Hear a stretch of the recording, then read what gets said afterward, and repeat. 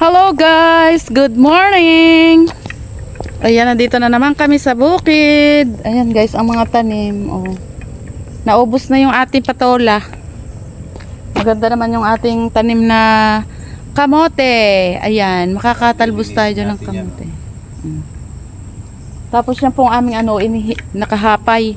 Aming kadyos. Kami ay punta sa ating mga tanim na talong.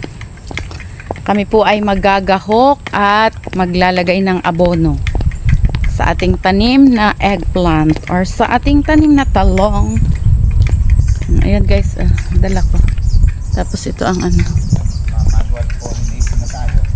Tapos ang ating kalabasa ay may mga bulaklak na po din eh.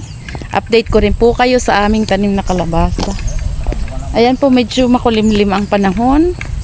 Ayan na po ang ating mga kadyos pagkatapos ng bagyo. At ito na po ang ating mga taniman. Ayan ang ating mga kalabasa at saka ang ating talong. Ayan, ipakita ko sa inyo ang ating kalabasa. At magaganda na po ang kalabasa. Pati ang talong, malalaki na, malalapad na yung dahon. May nabunga na daw po, sabi ni Daddy. Ayan guys, ito. Ayan guys, oh. Ayun, nakikita nyo ba yun? Ayun ang ating mga... May buko na ang ating tanim na kalabasa. Ayan po ang ating mga tanim na iba, oh. Ere po ang ating mga talong. Lalagyan po namin yan ni Daddy ng abono. Ere po ang abono. Ang abono po ay magkasamang urea at complete. Ayan, lalagay po dyan sa mga tanim na yan ng mga talong. Oh. Malalaki na po yung talong. Lalagyan na ng abono. At si Daddy po ay ito. Meron siyang gagawin dito sa kalabasa. Meron daw po ditong nasakluban na si Daddy. Yung At dito naman po ay merong manual pollination. Ayan po, ganyan ang ginagawa ni Daddy, oh. Ayan, oh, tapos alisin yung mga gilid na bulaklak. Ito ang isasalpak, oh. Ayan, yan daw yung isasalpak doon sa buko, doon sa magiging bunga. Kasi yung mga pollen niya dyan. Ayan, ito guys, oh, dyan ilalagay. Ayan guys, oh. Ayun. So, ganun, oh. Ayun, medyo malaki na siya. Tapos yun ang isa. Oh, diba? Dalawa na yan. Meron pa din yung kapiranggit. Ayan, oh. Ayan ang susunod.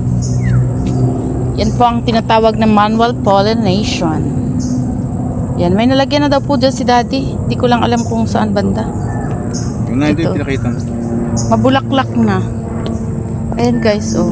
Kakatuwa ng mga Yan pong bulaklak, pwede na rin niyang gulayin. Hindi lang po namin ginugulay kasi po ay iilan pa. Pero po pag marami na, ginugulay po namin yan. Ayun, oh, 2 piraso yun. Pag nakabunga na. Yan.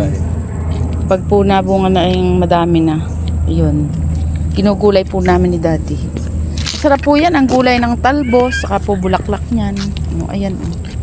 Marami na pong bulaklak. Ito po yung nanditong isa, oh. Dito sa tabi niya. Ayan guys. Ayun na yata. Ito. Ayan guys, oh.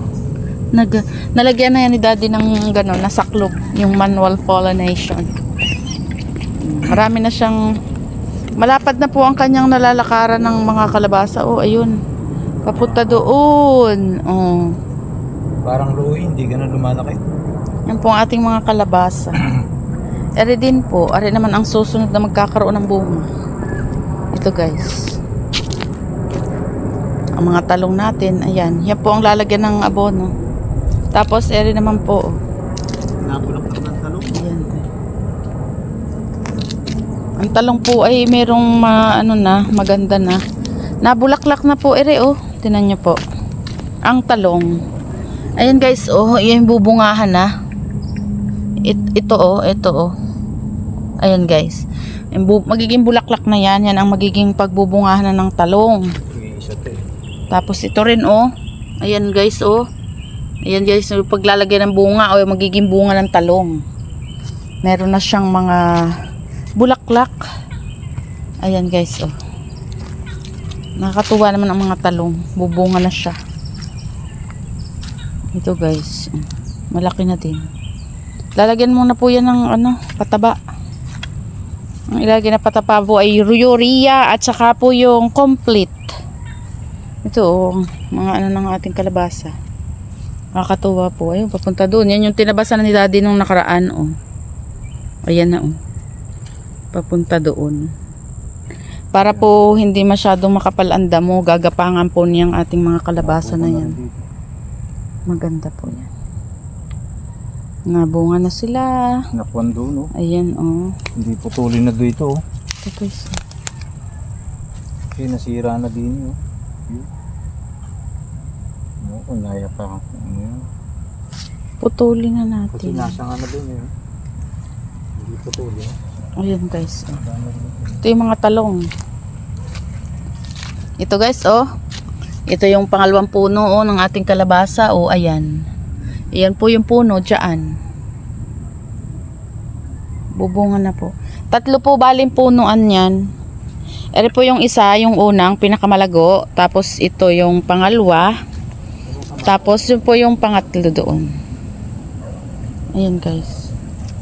Ang aming kamatis po ay dinibanda naman doon sa unahan na yun. Maganda na Doon po sa may kawan, sa may tabi ng kamutihan. Ito pong mga talong namin oh. Nasa nga na, oh. Nabulaklak na. May bunga na, may bubungahan na, ayan. Bubulaklak na. Pati yun oh. Meron na din. 3 puno yang may nabunga na. Yung iba naman po ibubulaklak na rin. Magaganda na rin po, ayan. Kaya lalagyan na po ng abono para masuportahan sila sa kanilang pagbunga. Nang lalo silang lumago at umano ang bunga, gumanda.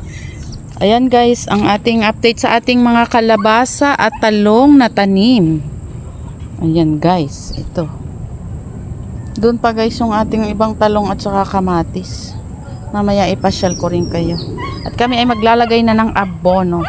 Ayan guys. Sa ating mga talong ay atin nang lalagyan ng abono.